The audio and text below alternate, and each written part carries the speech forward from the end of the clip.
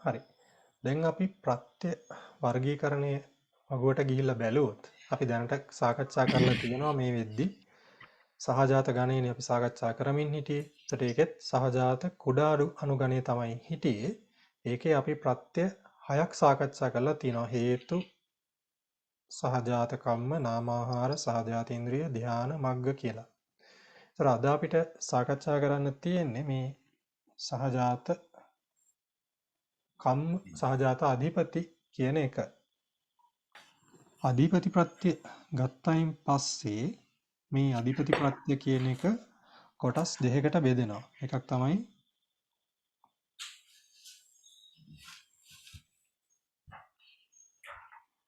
ආරම්මනාධිපති. ඊළඟ දෙවෙනි කොටස තමයි සහජාතාධිපති කියන එක. ඒතර මේකත් කොටස් දෙකක් යෙදෙන නිසා මේක ඝන දෙකකට ඇතුළත් වෙනවා. ඒක ඒ නිසා මේක මොකද්ද? මිශ්‍රක කියන එකක්. මිශ්‍රක ප්‍රත්‍යක් තමයි මේ අධිපති කියන එකත්. එතකොට මේ ආරම්මනාධිපති කොටස ඒක අපි දැන් සාකච්ඡා කරන්නේ නැහැ. ඒක ඇතුළත් වෙන්නේ මේ ආරම්මන ගණයේ ඇතුළට. ආරම්මන ගණයේ ඇතුළට තමයි ඇතුළත් වෙන්නේ. සහජාතාධිපති කියන එක තමයි අපි සාකච්ඡා කරන්නේ. ඒක ඇතුළත් වෙන්නේ මෙතනට මේ සහජාත ගණයේ සහජාතවලත් සහජාත කුඩා අණු ගණයට තමයි මේ සහජාතාධිපති කියන කොටස ඇතුළත් වෙන්නේ. ඉතින් මේ විදිහට මේකේ වෙනසක් තියෙන නිසා එතන පාළියෙත් වෙනසක් තියෙනවා. කියන්නේ මෙතනට එන පාළියෙත් අධිපති ප්‍රත්‍යයට අදාළ වෙන පාළියෙත් යම් කිසි වෙනසක් සිද්ධ වෙනවා. එතකොට පළවෙනි වෙනස තමයි මේකෙත් වර්ග දෙකක් වෙන නිසා මෙතන ආරම්මනාධිපති සහජාතාධිපති කියලා අධිපති ප්‍රත්‍ය කොටස් ඒවට අදාළ වෙන ඒ කොටස් දෙකට අදාළ වෙන මාතෘකා දෙකක් යොදනවා. ආරම්මනාධිපති සහජාතාධිපති කියලා මාතෘකා දෙකක් යොදනවා. ඊළඟට මේ 7 වෙනි සංඛ්‍යාවේදී කුසලෝ අභ්‍යාකතස්ස සමාවෙන්න මේ අභ්‍යාකතෝ අභ්‍යාකතස්ස කියන සංඛ්‍යාවේදී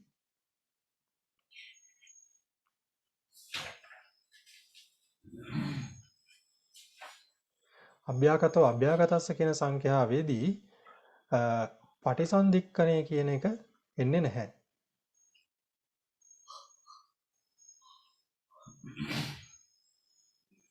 එතනට එන්නේ ප්‍රවෘත්ති අවස්ථාව විතරයි. ඒතකොට එතන වෙනසක් තියෙනවා. ඔන්න ඒ කියන වෙනස්කම් දෙකම තියෙනවා. ඊළඟට අපි ඉතින් මේ පාළිය සජ්ජායනා කරමු. සජ්ජායනා කරද්දී මේ පාළියේ බලන්න මේ සමහර තැන්වල තියෙනවා ආරම්මනාධිපති කියලා. ඒතර ආරම්මනාධිපති කියන කොටස සජ්ජායනා කරන්න අවශ්‍ය නැහැ. මේ සහජාතාධිපති කියන කොටස විතරක් සජ්ජායනා කරාම ඇති. ඒ කියන්නේ විධිපාළිය සජ්ජායනා කරනවා ආරම්මනාධිපති කියන එක අතාරලා මාතෘකා දෙක කියමු. ආරම්මනාධිපති සහජාතාධිපති කියන මාතෘකා දෙක සජ්ජායනා කරමු. කරලා මේ ආරම්මනාධිපති කියන එක අවශ්‍ය නැහැ. අපි සහජාතාධිපති කියන විතර ඒ කොටස විතරක් සජ්ජායනා කරමු.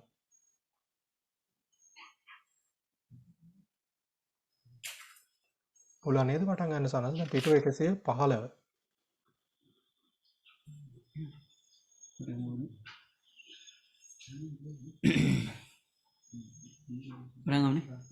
එරලගත්තද දැන් පිටිපස්සේ ඇස්සලා තමයි. කුසලෝ ධම්මෝ කුසලස්ස ධම්මස්ස අධිපතිපච්චයේන පච්චයෝ ආරම්මනාධිපති සහජාතාධිපති සහජාතාධිපති කුසලාධිපති සම්පයුත්තකානං ඛණ්ඩානං අධිපතිපච්චයේන පච්චයෝ කුසලෝ ධම්මෝ අකුසලස්ස ධම්මස්ස අධිපති ඒකනේ ඒක සංඛ්‍යාව වෙන්නේ නැහැ. ඊට පස්සේ කුසලෝ ධම්මෝ අභ්‍යාකතස්ස ධම්මස්ස අධිපතිපච්චයේන පච්චයෝ ආරම්මනාධිපති සහජාතාධිපති සහජාතාධිපති කුසලාධිපති චිත්ත සමුට්ඨානානං රූපානං අධිපතිපච්චයේන පච්චයෝ කුසලෝ ධම්මෝ කුසලස්ස ච අභ්‍යාකතස්ස ච ධම්මස්ස අධිපතිපච්චයේන පච්චයෝ සහජාතාධිපති කුසලාධිපති සම්පයුත්තකානං ඛණ්ඩානං චිත්ත සමුට්ඨානානං ච රූපානං අධිපතිපච්චයේන පච්චයෝ අකුසලෝ ධම්මෝ අකුසලස්ස ධම්මස්ස අධිපතිපච්චයේන පච්චයෝ ආරම්මනාධිපති සහජාතාධිපති සහජාතාධිපති අකුසලාධිපති සම්පයුත්තකානං කන්දානං අධිපතිපච්චයේන පච්චයෝ අකුසලෝ ධම්මෝ අභ්‍යාකතස්ස ධම්මස්ස අධිපතිපච්චයේන පච්චයෝ සහජාතාධිපති අකුසලාධිපති චිත්ත සමුට්ඨානානං රූපානං අධිපතිපච්චයේන පච්චයෝ අකුසලෝ ධම්මෝ අකුසලස්ස ච අභ්‍යාකතස්ස ච ධම්මස්ස අධිපතිපච්චයේන පච්චයෝ සහජාතාධිපති අකුසලාධිපති සම්පයුත්තකානං කන්දානං චිත්ත සමුට්ඨානානං ච රූපානං අධිපතිපච්චයේන පච්චයෝ අභ්‍යාකතෝ ධම්මෝ අභ්‍යාකතස්ස ධම්මස්ස අධිපතිපච්චයේන පච්චයෝ ආරම්මනාධිපති සහජාතාධිපති සහජාතාධිපති විපාකාභ්‍යාකතා කිරියාභ්‍යාකතාධිපති සම්පයුත්තකානං කන්දානං චිත්ත සමුට්ඨානානං ච රූපානං අධිපතිපච්චයේන පච්චයෝ අභ්‍යාකතෝ එච්චරයි. අභ්‍යාකතෝ කුසලස්ස සහ අභ්‍යාකතෝ අකුසලස්ස කියන තැන් වලට යෙදෙන්නේ නැහැ.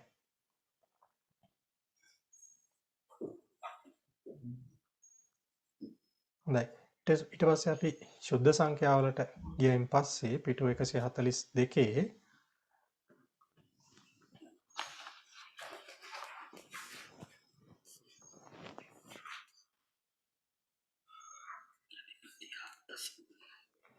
පිටු 142 තියෙනවා අධිපතියා දස කියලා.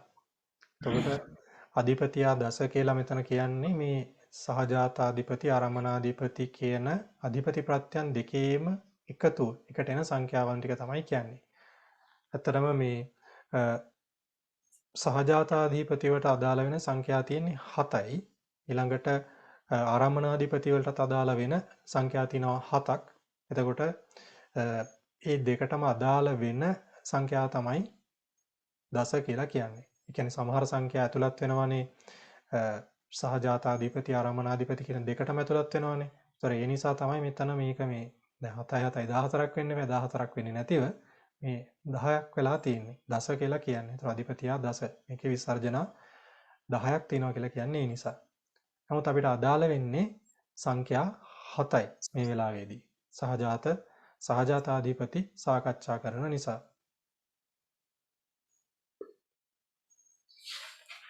හරි. එතකොට අපි මෙතනදී දැන් බලන්න යන්නේ සහජාතාධිපති වලට අදාළ වෙන ශුද්ධ සංඛ්‍යා ටික තමයි බලන්නට යන්නේ. කියන්නේ සියල්ලම නෙමෙයි ආරම්මනාධිපති වලට ඇතුළත් කරගෙන නෙමෙයි සහජාතාධිපති වලට විතරක් අදාළ වෙන මේ ශුද්ධ සංඛ්‍යා ටික තමයි විස්තර කරගන්නේ. එතනදිත් සමස්තය ඒ කියන්නේ සංඛ්‍යා 7ටම අදාළ වන ටික විස්තර කරගෙන ඊට පස්සේ ඒක එකක් ඇතුලේ සාකච්ඡා කරගන්නවා. එතකොට එතන කොහොමද තියෙන්නේ සහජාතාධිපති ප්‍රත්‍යාගයේ ශුද්ධ සංඛ්‍යා වාරයේහි සංප්‍රයුක්ත ස්කන්ධ සාධිපති චිත්තජ රූපයන්ට ප්‍රත්‍යවන්නා වූ අධිපති ධර්මයන් 3 4 අතරින් එක එකක් යන මෙම ධර්මයෝ සහජාතාධිපති ප්‍රත්‍යයෙන් ප්‍රත්‍යවන්නා වූ ධර්මයෝ වෙත්. සංඛ්‍යා 7කි. ඊට පස්සේ සුදුසු පරිදි එකවර ප්‍රත්‍යවන්නා වූ කියලා කරණපාළියේ දක්වලා තියෙනවා. එතකොට මෙතනදී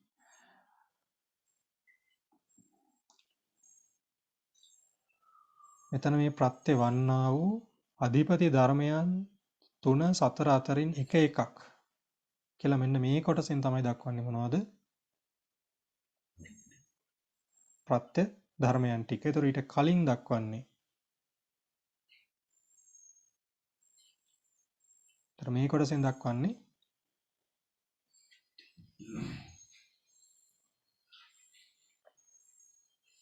ප්‍රත්‍යුත් පන්න ටික. හරි. ඒතර අපි ඉස්සෙල්ලා මේකට අදාළ වෙන ප්‍රත්‍ය ධර්මයන් ටික බෙදාගෙන ඉමු.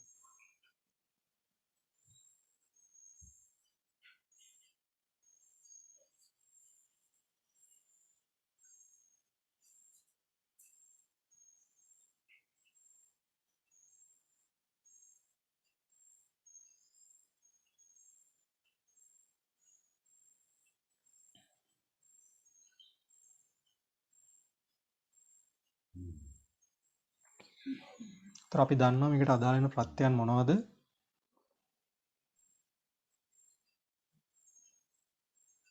ඡන්දය, චිත්ත, වීරිය, විමර්ශා කියන ඒ අධිපති ධර්මයන් 4 තමයි මෙතනට අදාළ වෙන්නේ කියලා. ප්‍රත්‍ය ධර්මයන් විදිහට අදාළ වෙන්නේ යෙදෙන්නේ කියලා. ඉතින් එතනදිත් අපි මේක අපි කලින් සාකච්ඡා කරපු කාරණයක් නේ. කලින් මේ වගේ අපි බෙදාගත්තනේ ත්‍රිරාශිය කරන වෙලාවේදී. අපි නැවතත් ඒක කෙටියෙන් මතක් කරගෙන යමු. මේ ඡන්දය කියන එක සිත් 69ක යෙදෙනවා. එතකොට අහේතුක සිත් 18, මෝහ මූල සිත් 2 කියන මේ සිත් දෙක හැර මේ සිත් 20 කියන්නේ 18යි 2යි 20යිනේ. ඒතර මේ සිත් 20 හැර ඉතිරි සිත් 69ම මේ ඡන්දය යෙදෙනවා. ඊළඟට චිත්තය කියලා ගත්තයින් පස්සේ මේ ඡන්ද කියන්නේ මේ චෛතසිකයේ දෙන හැටි තමයි කියන්නේ. ඊට පස්සේ චිත්තය කියන එක සිත් 89ම අදාළ වෙනවා. සිත් 89ටම තමයි චිත්තය කියලා කියන්නේ. ඊළඟට වීරිය ගත්තයින් පස්සේ සිත් 73ක යෙදෙනවා. විමර්ශා ගත්තයින් පස්සේ සිත් 47ක යෙදෙනවා. එතකොට මේ ටික මේ වයින් ගත්තයින් පස්සේ මේ හැමතැනකදීම අධිපති ප්‍රත්‍යභාවයට යන්නේ නැහැ. අධිපති ප්‍රත්‍යභාවය ලැබෙන්නේ ද්වි හේතුක ත්‍රි හේතුක ජවනේස්වේව යතහා සම්භවං අධිපති ඒකෝව ලබ්ධති. මේ ද්වි හේතුක ත්‍රි හේතුක ජවනයන් වලින් විතරයි සුදුසු පරිදි ලැබෙන්නේ අධිපති මොනවාද? ඒකෝව ලබ්ධති. මේ අධිපති භාවයේ ප්‍රත්‍ය වෙද්දී අධිපති ප්‍රත්‍ය එකක විතරයි ලැබෙන්නේ. ඒ කියන්නේ සමාවෙන්න මේ අධිපති ප්‍රත්‍ය වෙන්නේ එකක් විතරයි. ඒ කියන්නේ හැමතිස්සෙම මේ හතරම අධිපති භාවයට පත් වෙන්නේ නැහැ. හතරක් හෝ දෙකක් හෝ එකකට වඩා වැඩි ගණනක් අධිපති වෙන්නේ නැහැ. අධිපති වෙන්නේ හැමතිස්සෙම එක ධර්මයක් විතරයි. කියන්නේ හරියට දැන් එක රජ කෙනෙක් ඉද්දිතා රජ කෙනෙක් ඉන්නේ නැහැ රාජ්‍යයක් ඇතුලේ. යන්නේ වගේ ඒ කෙනා විතරයි. ඒ ඡන්දයාධිපති වෙන වෙලාවට ඡන්දේ විතරයි අධිපති වෙන්නේ. අනිත් ඒවා අධිපති බවට පාත්මක් වෙන්නේ නැහැ. ඊළඟට චිත්ත වීරිය විමර්ශාත් අධිපති වෙද්දී ඒවෙන් අදාළ වෙන එකක් විතරයි අධිපති වෙන්නේ අධිපති වෙන අවස්ථාවේදී. ඊට පස්සේ ඒක අපි මතක තියාගන්න ඕනේ. ඒ නිසා තමයි මේ මෙතන කිව්වේ අධිපති ධර්මයන් 3 4 අතරින් එක එකක් කියලා කිව්වේ. මේ එක එකක් කියලා කිව්වේ මේ එකක් විතරක් ගන්න නිසා. එතකොට දැන් මේ අධිපති වෙනවා කියලා කිව්වේ මොනවද? ද්වි හේතුක ත්‍රි හේතුක ජවනේස්වේව. ඒතර ද්වි හේතුක සහ ත්‍රි හේතුක ජවනයන් වලදී විතරයි මේ අධිපති බවට පත් වෙන්නේ. එතකොට මේ ජවන් සිත් ටික අරගෙන බෙදලා පොඩි සටහනක් මම මෙතන හදලා තියෙනවා. එතනට එන්නේ එතකොට ඒ අකුසල ජවන ටික ගත්තයින් පස්සේ අකුසල ජවන් සිත් 12ක් තියෙනවා. හැබැයි අකුසල ජවන් 12ෙදී ද්වි හේතුක සිත් 10 විතරයි අධිපති බවට පත් වෙන්නේ. ඒ කියන්නේ මෝහ මූල සිත් දෙකේ අධිපති බවට පත් වෙන්නේ නැහැ. ඊළඟට අහේතුක හසිතෝපාදය කියන එක අධිපති බවට පත් වෙන්නේ නැහැ. මොකද ඒක අහේතුක සිතක් නිසා. ද්වි හේතුක සහ ත්‍රි හේතුක ඒවායි විතරයි අධිපති බවට පත් වෙන්නේ. ඊට පස්සේ මේ මහා කුසල මහා ක්‍රියා කියන ඒවා ඒ ජවන් ටික අධිපති බවට පත් වෙනවා. ඊට පස්සේ මහත්ගත කුසල සහ ක්‍රියා සිත් 18 ඒවත් අධිපති බවට පත් වෙනවා. ඊළඟට ලෝකෝත්තර ජවන. ඒතර ඒ ලෝකෝත්තර ජවන ටිකත් අධිපති බවට පත් වෙනවා. එතකොට දැන් මෙතන මේ ජවන සිත් 55ක් තිබුණානේ. ජවන සිත් 55න් අඩු වෙනවා මොනවද? 55ක් තිබුණාට මෙතනින් අඩු වෙනවා 55ක් තිබුණාට මේ අහේතුක හසිතුප්පාද ජවනයේ දෙන්නේ නැහැ. ඊට පස්සේ මෙතනිනුත් එන්නේ මේ අකුසල ජවන් වලිනුත් එන්නේ අකුසල ජවන් 10යි. ද්වි හේතුක ටික අඩු වෙනවනේ. ඒතර මේකේ සමස්තය ගත්තයින් පස්සේ මේ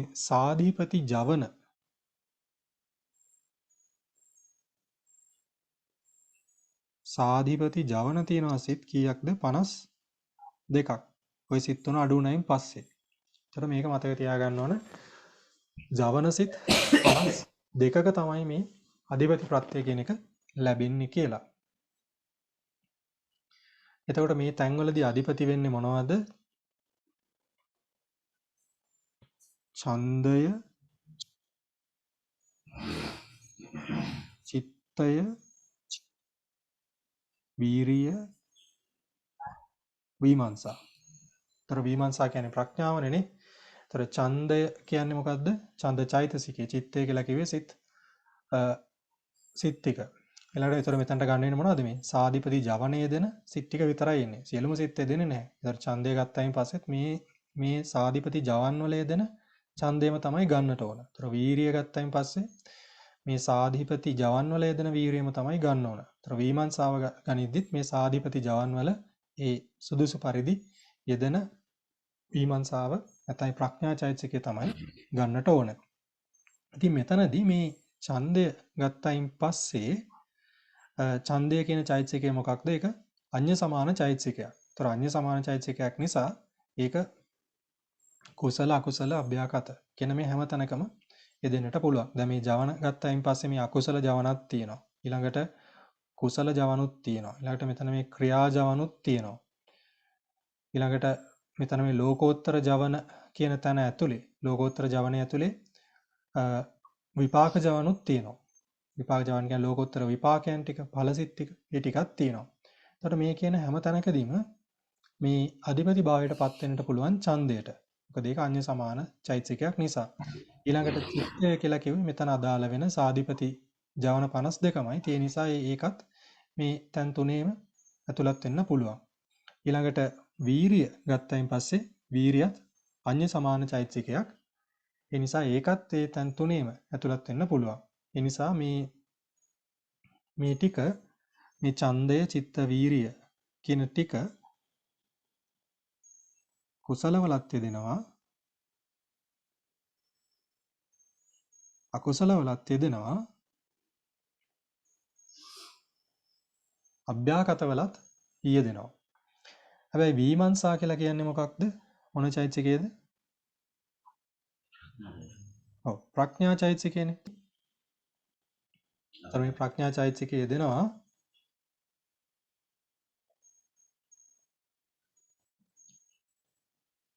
කුසලවලත් යෙදෙනවා, ඊළඟට ක්‍රියාසිත වලත් යෙදෙනවා. ඇතම් ක්‍රියාසිත වල කියන්නේ ඥාන සංප්‍රයුක්ත ක්‍රියාසිත වලත් යෙදෙනවා. ඊළඟට විපාක ගත්තයින් පස්සේ ඵලසිත වලත් යෙදෙනවා. හරි. ඒතර මේවා මොන තැන්වලද යෙදෙන්නේ? ඥාන සංප්‍රයුක්ත සිත් වල තමයි යෙදෙන්නේ. එතකොට මේක මෙහෙම ભેදයක් තියෙනවා කියලා, මෙහෙම වෙනසක් තියෙනවා කියලා ඒක මතක තියාගන්න ඕනේ. හරි. ඊට පස්සේ මේ කුසල අකුසල වල යෙදෙද්දි මේවා ભેදයක් තියෙනවා. ඒ තමයි මේ ඒකාන්ත අනේකාන්ත කියන ભેදය. ඒ කියන්නේ දැන් මේ අධිපති වෙද්දි, අධිපති භාවයට ප්‍රත් වෙද්දි මේ අධිපති භාව ලැබෙන්නේ සමහර සිත්වල අනිවාර්යයෙන්ම මොකක් හරි එක ධර්මයක් අධිපති භාවයට පත් වෙනවා. සමහර සිත්වල තියෙනවා මේ අධිපති භාවයට ඒ සිත්වල පත් වෙන්නත් පුළුවන්, පත් නොවෙන්නත් පුළුවන්. එහෙම පොඩි වෙනසක් ભેදයක් තියෙනවා. එතනදී මේ මහත්ගත සහ ලෝකෝත්තර කියන අවස්ථා දෙකේදී මහත්ගත කියන්නේ ධානසිත වල ඒ කුසල සහ ක්‍රියා ධානසිත වල සහ මේ ලෝකෝත්තර ජවන 8ේදී මේ අධිපති ප්‍රත්‍ය කියන එක ඒකාන්තයෙන්ම වෙනවා කියලා කියන්නේ.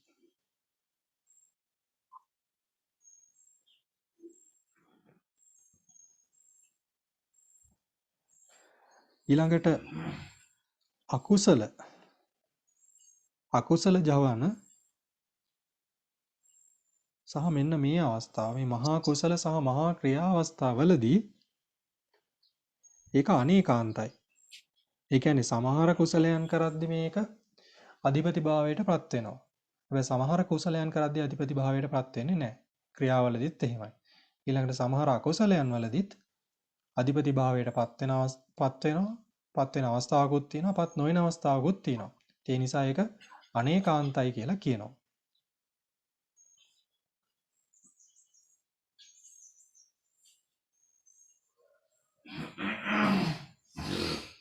තවත් කාරණයක් අපිට දැනගන්න ලැබුණා. ඒ තමයි මේ මෙතන මේ අටුවාවල ටීකාවල එන කාරණයක්. ඒ තමයි මේ අකුසල ජවනයන් වල පොඩි විශේෂත්වයක් තියෙනවා.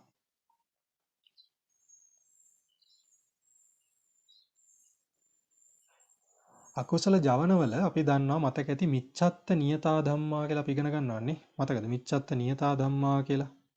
මද මිච්ඡත්ත නියතා ධම්මා කියලා ඉගෙන ගන්නේ. මාතිකාවල මිච්ඡත්ත නියතා ධම්මා කියලා. මිච්ඡත්ත නියතා ධම්මා වලට එන දේවල් මොනවද? මිච්ඡත්ත නියතා ධම්මා කියන්නේ මොනවද?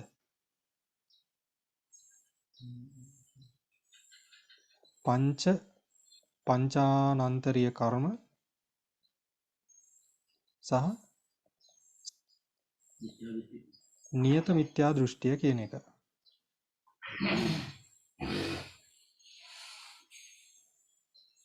එතකොට මේ පංචානන්තරීය කර්ම සහ නියත මිත්‍යා දෘෂ්ටිය යෙදෙන අවස්ථාවලදී මෙන්න මේ අවස්ථාවත් ඒකාන්තයි. මෙන්න මේ පංචානන්තරීය කර්ම සහ නියත මිත්‍යා දෘෂ්ටිය යෙදෙන අවස්ථාවලදී මේ අධිපති ප්‍රත්‍ය ඒකාන්තයෙන්ම ලැබෙනවා කියලා කියනවා. හරි.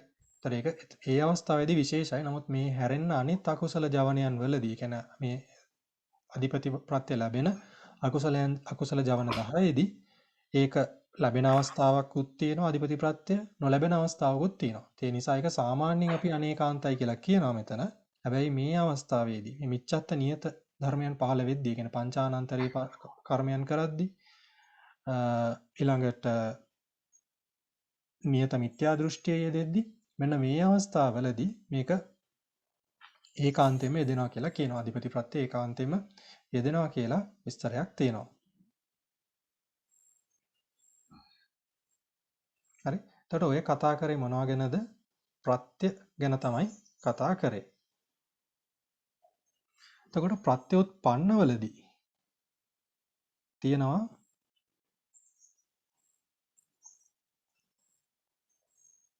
සංප්‍රයුක්ත ස්කන්ධ කියලා. ඒතර සංප්‍රයුක්ත ස්කන්ධ කියලා කියන්නේ මොනවද? ඒ අධිපති ධර්මයන් එක්ක යෙදෙන සංප්‍රයුක්ත ස්කන්ධ ටික තමයි මෙතනට ගන්නෙ. එතකොට ඒවා ප්‍රත්‍යෝත්පන්න භාවයටපත් වෙනවා. ඊළඟට චිත්තජ රූප තියෙනවා. ඒතකොට ඒවත් එක්ක හට ගන්න චිත්තජ රූපයන් ටික එනවා. ප්‍රතිසන්දි කර්මජ රූප කියන ඒවා එනවද? නැහැ. ප්‍රතිසන්දි කර්මජ රූප කියන ඒවා එන්නේ නැහැ. ප්‍රතිසන්දි අවස්ථාවේදී මේ අධිපති ප්‍රත්‍ය කියන එක යෙදෙන්නේ නැහැ. ප්‍රතිසන්දි අවස්ථාවේදී. ඒතර ඒකට හේතුව තමයි මේ ප්‍රතිසන්දි අවස්ථාවේදී ඒක විපාක හිතක්. ඒතර ඒ විපාක හිතේදී ඒ අධිපති ප්‍රත්‍ය ලැබෙන්නට අවශ්‍ය වෙන සාධකයක් තියෙනවා. මේ පෙර සිත් වලින් යම්කිසි උපකාරයක් ලැබෙන්න ඕන. ඒ කියන්නේ ව්‍යාපාර සහිත බවක් ලැබෙන්නට ඕන. නැවත නැවත කරනා බවක් තියෙන්නට ඕනේ. ඒතර එහෙම තියෙද්දි තමයි මේ අධිපති ප්‍රත්‍ය ලැබෙන්නේ සාමාන්‍යයෙන්. ඒතකොට ඒක සාමාන්‍යයෙන් අධිපති ප්‍රත්‍ය ලැබෙන්නේ එහෙම. විශේෂයෙන් ඒ කියන්නේ සාමාන්‍ය ප්‍රകൃතියෙන්ම දේවල් අධිපති භාවයෙන් කරන්නට පුළුවන් වෙච්ච පුද්ගලයෙක්ට එහෙම අවශ්‍ය වෙන්නේ නැහැ කියලා සඳහනකුත් තියෙනවා. නමුත් ඒ ප්‍රතිසන්දි අවස්ථාවේදී ප්‍රතිසන්දි අවස්ථාවේදී තිබෙන ජීවිතයකින් අලුත් භවයකට කියන්නේ පෙර භවයකින් මේ භවයට පැමිණෙන අවස්ථාව. ඒකට අලුත් ජීවිතයකට එන අවස්ථාවේදී මේ මොහොතේදී එහෙම විශේෂ හැකියාවක් නැහැ. ව්‍යාපාරයක් සඳහා නැවත නැවත යමක් කරන බවක් සඳහා. හරි. ඒතර ওই ටික තමයි පැහැදිලි කරගන්න තියෙන්නේ. තව අතිරේක කාරණා මේක අපි සාකච්ඡා කරා ත්‍රිරාශිය ගැන කතා කරද්දී අපේ සානසට මතක ඇති මම එකක් දෙයක් නැවතත් මතක් කරන්නම්. මේ විපාක සිත්වල මේ ලෝකෝත්තර ජවන වලදී විපාක සිත් ටිකක් එනවනේ. කියන්නේ ලෝකෝත්තර විපාක කියන ටික අපි අධිපති ප්‍රත්‍යයට ගන්නවා. ඵල සිත් ටික. මෙතන මේ ඵල සිත් ටික අධිපති ප්‍රත්‍යයට ගන්නවා. හැබැයි අනිත් විපාකයන් සාමාන්‍ය අවස්ථාවේදී විපාකයන් එහෙම ගන්නෙ නැහැ කියලා කියන්නේ. ඒ හේතුව තමයි කියනවා ලෝකෝත්තර සිත්වල පටිප්පස්සම්භන ව්‍යාපාරය කියන එක තියෙනවා. පටිප්පස්සම්භන ව්‍යාපාරය කියලා කියන්නේ මේ මාර්ගසිතෙන් කෙලෙස් ප්‍රහාණය කරයින් පස්සේ කෙලෙස් කපලා දැම්මයින් පස්සේ වන කෙලෙස් 1000 තිබ්බ කෙලෙස් 1000 නිවීමේ කෘත්‍ය නිවනවා වගේ කෘත්‍යයක් සිද්ධ කරනවා. ඒ ඵලසිතේ. එතකොට ඒ කියන පටිප්පස්සම්බන ව්‍යාපාරයේ යෙදෙනවා මේ ලෝකෝත්තර ජවනයන් වලදී. සමාන ඵලසිටවලදී. එතකොට මේ ඵලසිටවලදී එක යෙදෙන නිසා එතනදිත් මේ අධිපති ප්‍රත්‍ය යෙදෙනවා. අනිවාර්යයෙන්ම ඒකාන්තයෙන්ම යෙදෙනවා. එතකොට ඒ විපාක සිත්වල සාමාන්‍ය විපාක සිත්වල ද්වි හේතුක වේවා අහේතුක මේ වේවා ත්‍රි හේතුක වේවා නැත්නම් අහේතුක විපාකයක් හෝ වේවා ඒ වගේ විශේෂ කෘත්‍යයක් සිද්ධ කරන්නේ නැහැ. මේ පටිප්පස්සම්බන කෘත්‍ය වගේ බලවත් කෘත්‍යයක් සිද්ධ කරන්නේ නැහැ. ඒ නිසා ඒවා ඒ සිත්වලදී මේ අධිපති ප්‍රත්‍ය යෙදෙන්නේ නැහැ කියලා කියනවා.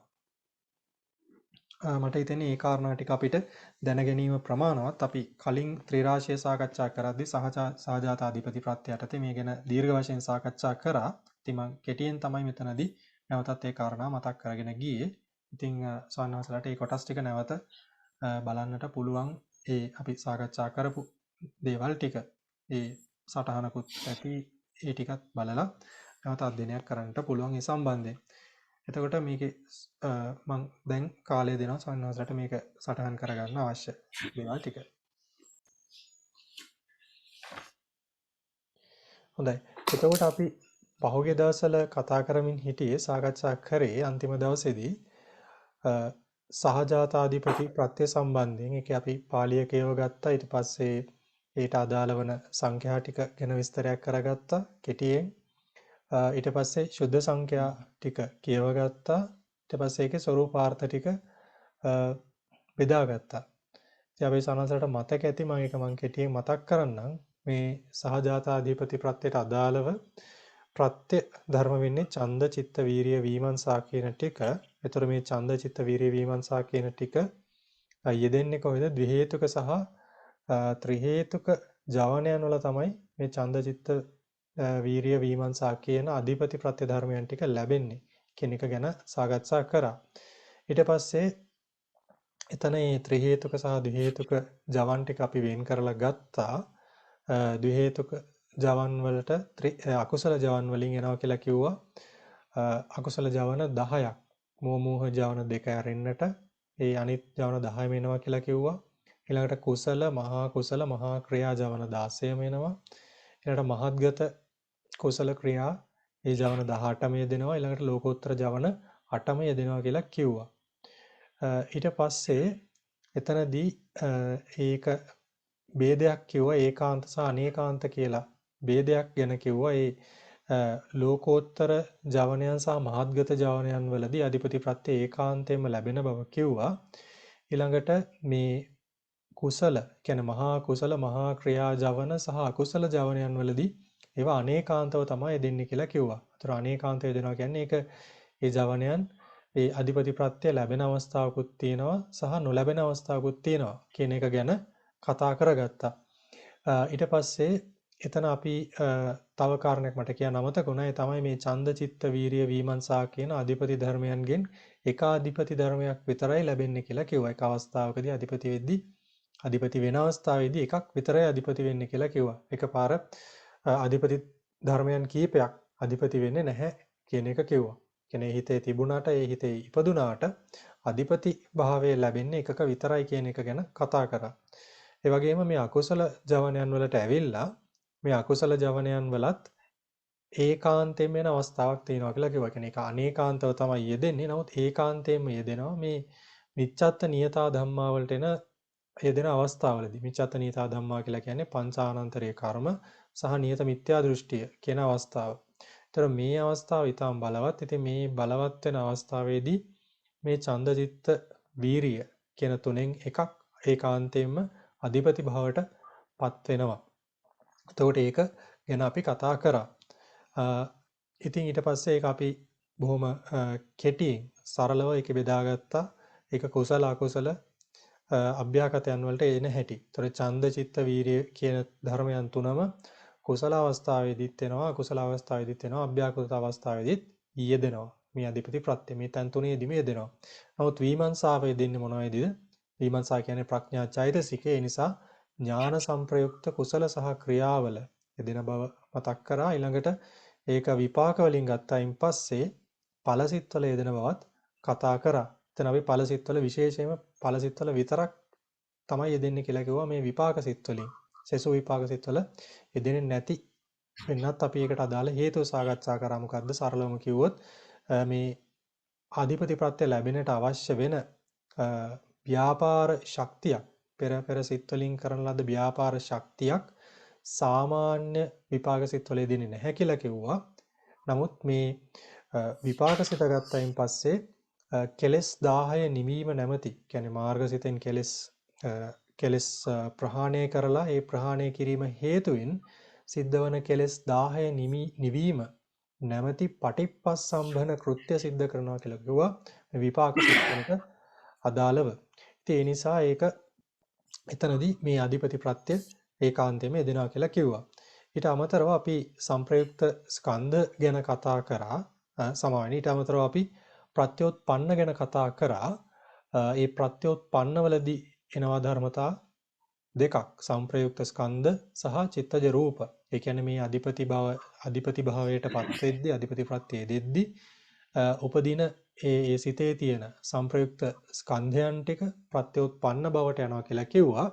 ඒ වගේම ඒ චිත්තජ රූපයන් ඒ චිත්තෝත්පාදයන් නිසා උපදින චිත්තජ රූපයන්ොත් ඒ සිත් නිසා උපදින චිත්තජ රූපයන්ොත් ප්‍රත්‍යෝත්පන්න භාවයට යනවා කියලා කිව්වා. ඒතර අධිපති ප්‍රත්‍ය ප්‍රතිසන්ධි අවස්ථාවේ ලැබෙන්නේ නැහැ. ප්‍රතිසන්ධි අවස්ථාවේ ලැබෙන්නේ නැහැ. නිසා මෙතනදී ප්‍රතිසන්ධි කර්මජ රූප ලැබෙන්නේ නැහැ. ඒතර සහජාත ගණේ අපි මේ වෙනකන් කතා කරපු සහජාත අනුගණේ මේ වෙනකන් කතා කරපු ප්‍රත්‍යවල හැම එකකම මේ ප්‍රතිසන්ධි කර්මජ රූප කියන එක තිබුණා. නමුත් මේ අධිපති ප්‍රත්‍යයට අදාළව මේ ප්‍රතිසන්ධි කර්මජ රූප කියන එක ලැබෙන්නේ නැහැ. මොකද හේතුව ඒ ප්‍රතිසන්ධි අවස්ථාවේදී අධිපති ප්‍රත්‍ය නොලැබෙන නිසා. ඒ අර පෙර සිත් වලින් කරන්නට අවශ්‍ය වෙන ඒ ව්‍යාපාර ශක්තියක් ඒ ප්‍රතිසන්ධි කියන විපාක සිතේ නොතිබෙන නිසා. ඉතින් ওই කාරණා ටික තමයි අපි කතා කරගත්තේ. දැන් අපිට ඊළඟට තියෙන්නේ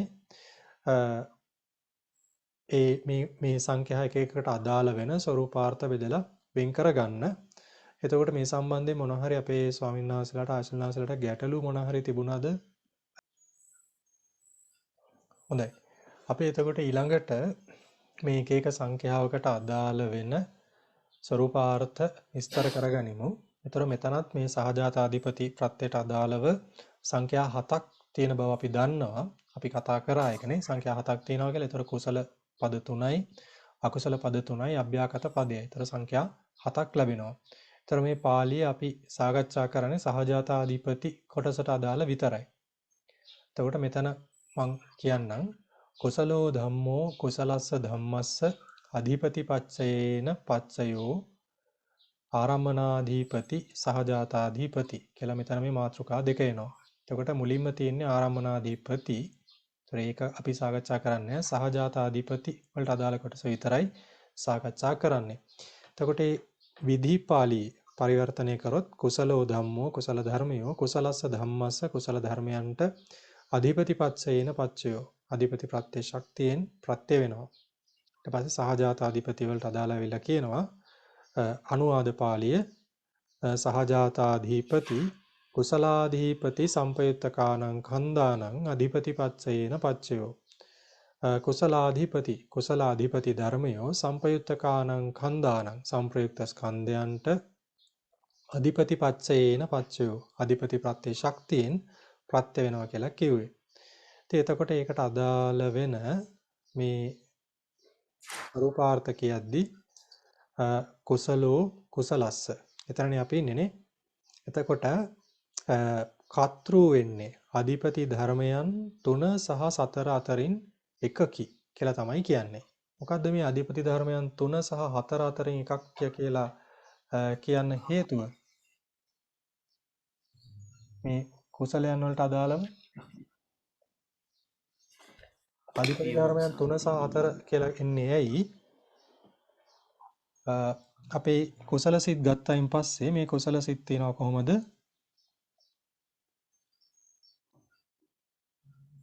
ද්වි හේතුක කුසලයන් තියෙනවා නේ. ඊළඟට ත්‍රි හේතුක කුසල සිත් තියෙනවා. එතකොට මේ ද්වි හේතුක කුසලයන් වල මොනවද යෙදෙන්නේ නැත්තේ?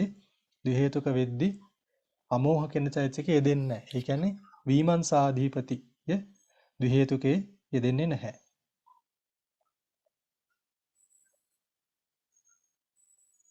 ත්‍රි හේතුකේ ගත්තයින් පස්සේ ඒකේ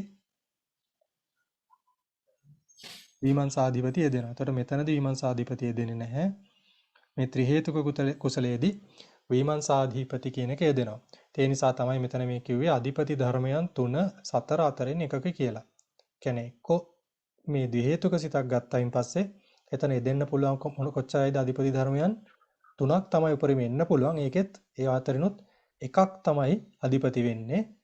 ඊළඟට ත්‍රි හේතුක කුසලයන් ගත්තයින් පස්සේ අධිපති ධර්මයන් 4ම යෙදෙනවා.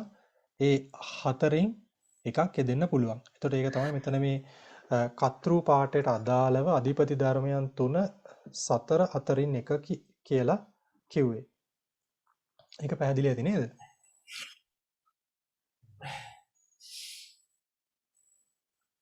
ඊට පස්සේ ඒකේ කතෘ ඊළඟට සම්ප්‍රදාන. ඒ කියන්නේ ප්‍රත්‍යෝත්පන්න වලට එනවා කුසල සිත් 21යි චෛතසික 38යි අදාළ වන එතනට එන සංප්‍රයුක්ත ස්කන්ධයන් ටික තමයි එතන කුසලස්ස කියන එකේ ප්‍රත්‍යෝත්පන්න කියලා ගන්නෙ. එතකොට ඔය කිව්වේ පළවෙනි සංඛ්‍යාව.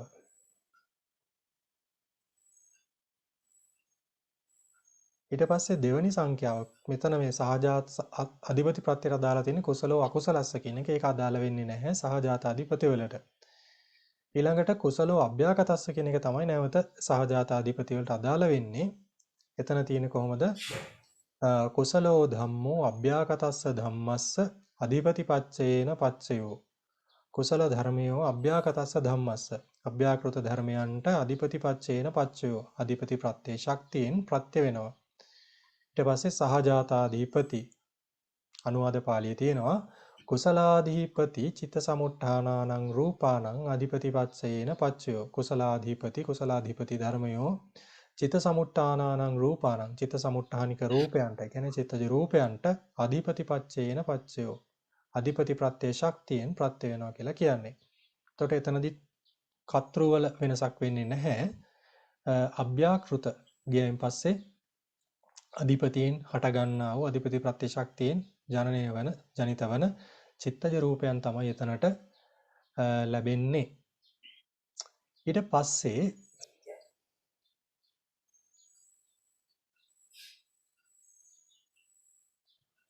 තුන්වෙනි සංඛ්‍යාවට යනවා. තුන්වෙනි සංඛ්‍යාව තියෙන මොකද්ද? කුසලෝ කුසලස්සච අභ්‍යාකතස්සච කූභ්‍යා කියන එකනේ. පාළියේ තියෙනවා විධි පාළිය කුසලෝ ධම්මෝ කුසලස්සච අභ්‍යාකතස්සච ධම්මස්ස අධිපතිපච්චේන පච්චයෝ. කුසලෝ ධම්මෝ කුසල ධර්මයෝ කුසලස්සච අභ්‍යාකතස්සච ධම්මස්ස කුසල ධර්මයන්ටත් අභ්‍යාකෘත ධර්මයන්ටත් අධිපතිපච්චේන පච්චයෝ අධිපති ප්‍රත්‍ය ශක්තියෙන් ප්‍රත්‍ය වෙනවා. සහජාතාධිපති. ତර සහජාතාධිපති තමයි ඉස්සෙල්ලා ඉන්නේ. කුසලාධිපති සම්පයුත්තකානං කන්දානං චිත්ත සමුත්ථානානං ච රූපානං අධිපතිපත්සේන පච්චයෝ. කුසලාධිපති ධර්මයෝ සම්පයුත්තකානං කන්දානං සංප්‍රයුක්ත ස්කන්ධයන්ටත් චිත්ත සමුත්ථානානං ච රූපානං චිත්ත සමුත්ථානික රූපයන්ටත් අධිපතිපත්සේන පච්චයෝ අධිපති ප්‍රත්‍ය ශක්තියෙන් ප්‍රත්‍ය වෙනවා. එතනදිත් ප්‍රත්‍යවල වෙනසක් නැහැ. ප්‍රත්‍යෝත්පන්න වලට ගියයින් පස්සේ අපි කලින් කතා කරු ප්‍රත්‍යයන් වල විදිහම තමයි කිසිම වෙනසක් නැහැ. සංප්‍රයුක්ත ස්කන්ධයන් ටිකේ දෙනවා ඊළඟට චිත්තජ රූපයන් ටික එනවා. මේ කුසල සිත් වලට අදාළ වෙන. ඊට පස්සේ අපි යනවා හතරවෙනි සංඛ්‍යාවට. ඒ කියන්නේ අකුසල පදයන් වලට යනවා. එතන එන්නේ කොහොමද? අකුසලෝ ධම්මෝ අකුසලස්ස ධම්මස්ස අධිපතිපච්චේන පච්චයෝ. අකුසලෝ ධම්මෝ අකුසල ධර්මයෝ අකුසලස්ස ධම්මස්ස අකුසල ධර්මයන්ට අධිපතිපච්චේන පච්චයෝ අධිපති ප්‍රත්‍ය ශක්තියෙන් ප්‍රත්‍ය වෙනවා. එතනදී ඉන්නේ කොහොමද? ඊට පස්සේ සහජාතාධිපති එනවා. සහජාතාධිපති අකුසලාධිපති සම්පයුත්තකානං කන්දානං අධිපතිපච්චේන පච්චයෝ. අකුසලාධිපති ධර්මයෝ සම්පයුත්තකානං කන්දානං සංප්‍රයුක්ත ස්කන්ධයන්ට අධිපතිපච්චේන පච්චයෝ. අධිපති ප්‍රත්‍ය ශක්තියෙන් ප්‍රත්‍ය වෙනවා කියලා කියන්නේ. එතනදී අපි ප්‍රත්‍ය වලට අදාළ ස්වરૂපාර්ථ ටික ගනිද්දී කොහොමද එතනට එන්නේ?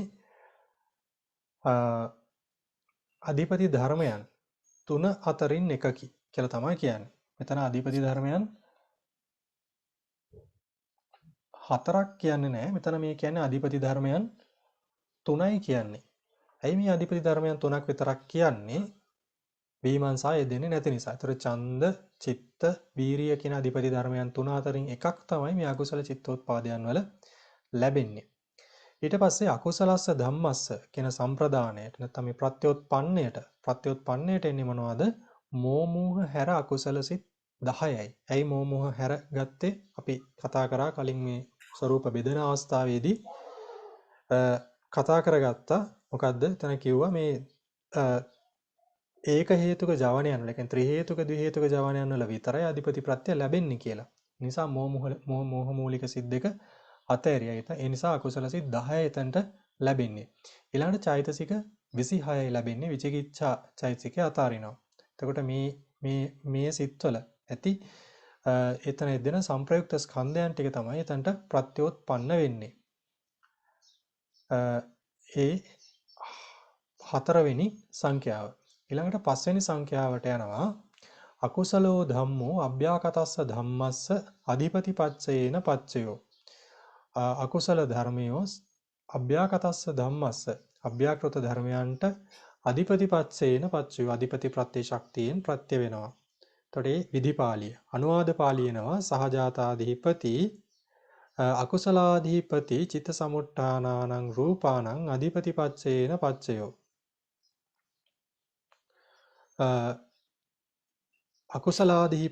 අකුසලාධිපති ධර්මයෝ චිත්ත සමුට්ඨානානං රූපානං චිත්ත සමුට්ඨානික රූපයන්ට චිත්තජ රූපයන්ට අධිපතිපච්චේන පච්චයෝ. අධිපති ප්‍රත්‍ය ශක්තියෙන් ප්‍රත්‍ය වෙනවා කියලා. එතකොට ප්‍රත්‍ය වල වෙනසක් වෙන්නේ නැහැ. මේතන ප්‍රත්‍යෝත්පන්න වල සම්ප්‍රදානයේට අධිපතියෙන් ජනිත චිත්තජ රූප ටික තමයි ලැබෙන්නේ. ඒතර අධිපතියෙන් හටගත්ත චිත්තජ රූපයන් ටික තමයි තැනට ලැබෙන්නේ. අභ්‍යාකතෝ ධම්මෝ අභ්‍යාකතස්ස ධම්මස්ස අධිපතිපච්චේන පච්චයෝ. ඒතර අභ්‍යාකතස්ස කියන එක අදාළ වෙනවා. එතකොට එතන අභ්‍යාකතෝ ධම්මෝ අභ්‍යාකෘත ධර්මයෝ අභ්‍යාකතස්ස ධම්මස්ස අභ්‍යාකෘත ධර්මයන්ට අධිපතිපච්චේන පච්චයෝ. අධිපති ප්‍රත්‍ය ශක්තියෙන් ප්‍රත්‍ය වෙනවා. එතන එනවා ඊට පස්සේ සහජාතාධිපති කියලා අනුවාද පාලියනවා. සහජාතාධිපති විපාකාභ්‍යාකතා කිරියාභ්‍යාකතා අධිපති සම්පයුත්තකානං කන්දානං චිත්ත සමුට්ඨානානං ච රූපානං අධිපතිපච්චේන පච්චයෝ. එතන මේ වෙන් වෙන්න ඕනේ. අධිපති කියන තැන පාලියේ ඒක සම්පයුත්තකානං එක එකතු වෙලා තියෙන්නේ. එතකොට එතන එනවා සහජාතාධිපති විපාකාභ්‍යාකතා කිරියාභ්‍යාකතා අධිපති.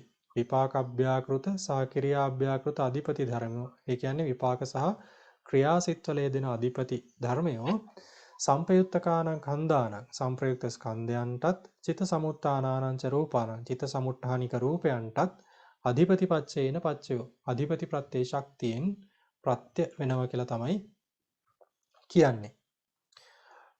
එතකොට එතනටත් ඒක අභ්‍යාකෘතයක් නිසා විමර්ශාධිපති යෙදෙනවානේ. විමර්ශාධිපති අභ්‍යාකෘත සිත්වල යෙදෙනවා කියවනේ. ඒ ප්‍රඥා චෛතසිකය. ඒ නිසා එතනටත් ප්‍රත්‍ය ධර්මයන් වලට අධිපති ධර්මයන් 3 4 අතරින් එකක කියලා තමයි කියන්නේ. ඒතර 3න් නැත්තම් 4න් එකක්. මොකද එතන ද්වි හේතුක වෙන අවස්ථාවකුත් තියෙනවා, ත්‍රි හේතුක අවස්ථාව වෙනකුත් තියෙනවා. ඒ කියන්නේ ක්‍රියාසිට තියෙනවානේ. ඒතර ඒ ක්‍රියාසිට ගත්තයින් පස්සේ සහේතුක ක්‍රියාසිට ගත්තයින් පස්සේ ඒ සහේතුක ක්‍රියාසිට වල එතනත් කාමාවචර ක්‍රියාසිට මහා ක්‍රියාසිට ටික ගත්තයින් පස්සේ එතන ඒවයෙත් ද්වි හේතුක ඒවත් තියෙනවා, ත්‍රි හේතුක ඒවත් තියෙනවා. ඒ ඥාන සංප්‍රයුක්ත ඒවත් යෙදෙන අවස්ථාවකුත් තියෙනවා, ඥාන විප්‍රයුක්ත වේදෙන අවස්ථාවකුත් තියෙනවා. ඒ නිසා තමයි මෙතන මේ 3 4 කියලා ભેදයක් ගන්නෙ. අනිත් තැන්වලදී එහෙම ભેදයක් එන්නේ නැහැ. මේ තුනක් එන්නේ නැහැ. අනේ හතරක්ම තමයි එන්නේ. දැන් ඵලසිත ගත්තයින් පස්සේ ඒ ඵලසිත වලදී අනිවාර්යයෙන්ම විමර්ශාධිපතිය දෙනවනේ. ඒ නිසා ඒක ගන්නවා. ඊළඟට ඥාන සංප්‍රයුක්ත ක්‍රියාසිට ටික ගත්තයින් පස්සේ කියන්නේ මහත්ගත ක්‍රියා ටික ඊළඟට ඥාන සංප්‍රයුක්ත කාමාවචර ක්‍රියා ටික ගත්තයින් පස්සේ ඒවා හැමතිස්සෙම ප්‍රඥාව යෙදෙනවා. ඒ නිසා ඒවා එතන හතරක් එනවා කියලා තමයි ගන්නෙ. අධිපති ධර්මයන් හතරක් යෙදෙනවා. ඉතින් ඒවා ප්‍රත්‍යෝත්පන්න මේ ප්‍රත්‍යෝත්පන්න විදියට එන්නේ ඵලසිත හතරයි.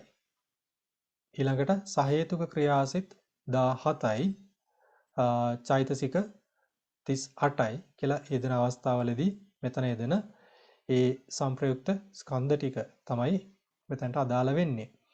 ඊළඟට චිත්ත සමුට්ඨානානංච රූපාණං කියලා කිව්වනේ. ඒ නිසා එතනදී චිත්තජ රූපයන් ටික ගන්නවා. ඉතින් මේ අවස්ථාවේදී ආපහු මතක තියාගන්න ඕන මොකක්ද?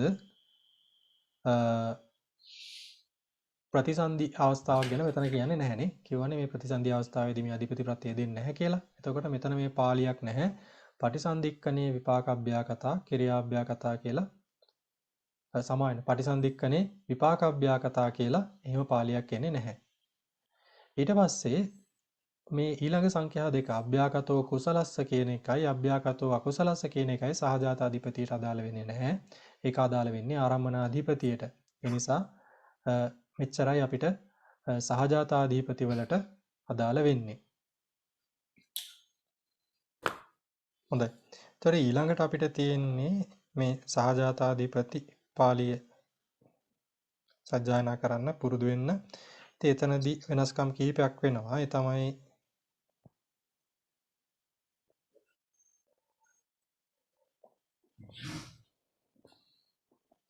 මෙතනට එනවා කුසලාධිපති කියලා එනවා. ඊළඟට අකුසල වලට එනවා අකුසලාධිපති කියලා. ඊළඟට විපාකබ්භ්‍යාකතා කිරියාබ්භ්‍යාකතා කියලා ආයත් අධිපති කියන පදේ එකතු වෙනවා. විපාකබ්භ්‍යාකතා කිරියාබ්භ්‍යාකතා අධිපති කියන එක එකතු වෙනවා. පටිසන්ධික්කනේ විපාකබ්භ්‍යාකතා චේත මේ කියලා එකක් එන්නේ නැහැ නේද? ඒක එතකොට අයින් වෙනවා. පටිසන්ධික්කනේ විපාකබ්භ්‍යාකතා චේතනා කියන එක අයින් වෙලා යනවා. එතකොට මේ ප්‍රත්‍ය ශක්තිය දක්වන තැන එනවා මොකද්ද? අධිපති කියලා. එතකොට මෙතන සජ්ජායනා කරද්දී මෙන්න මේ වාක්‍යෙ එන්නේ. හරි? එතකොට ඒක විතරයි වෙනස් වෙන්නේ කොහොමද? මේ චේතනාවත් උස්ස කියන එක කර්ම ප්‍රත්‍යයට විතරනේ අදාළ වෙන්නේ. එතකොට අනිත් ටික තමයි සජ්ජායනා කරන්න තියෙන්නේ. අපේ සමහරට පුළුවන් තනියෙන් එක කරන්න.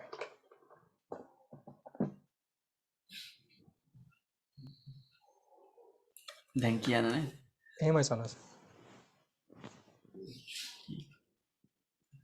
කුසලෝ ධම්මෝ කුසලස්ස ධම්මස්ස අධිපති පච්චයේන පච්චයෝ කුසලාධිපති සම්පතකානං කන්දානං අධිපති පච්චයේන පච්චයෝ කුසලෝ ධම්මෝ අභ්‍යාකතස්ස ධම්මස්ස අධිපති පච්චයේන පච්චයෝ කුසලාධිපති චිත්ත සමුට්ඨානානං රූපානං අධිපති පච්චයේන පච්චයෝ කුසලෝ ධම්මෝ කුසලස්සච අභ්‍යාකතස්සච ධම්මස්ස අධිපති පච්චයේන පච්චයෝ කුසලාධිපති සම්පයුත්තකානං කන්දානං චිත්ත සමුට්ඨානානං ච රූපානං අධිපති පච්චයේන පච්චයෝ අකුසලෝ ධම්මෝ අකුසලස්ස ධම්මස්ස අධිපති පච්චයේන පච්චයෝ අකුසලාධිපති සම්පයුත්තකානං කන්දානං අධිපති පච්චයේන පච්චයෝ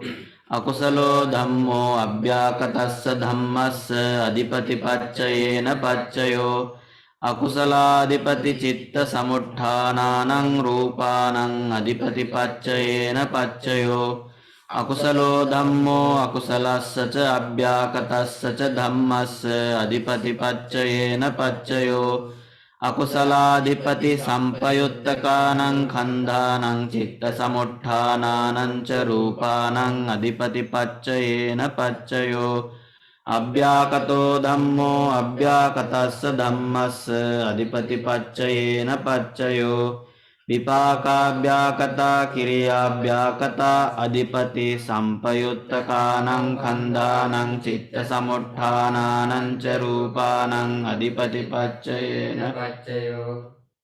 හරි.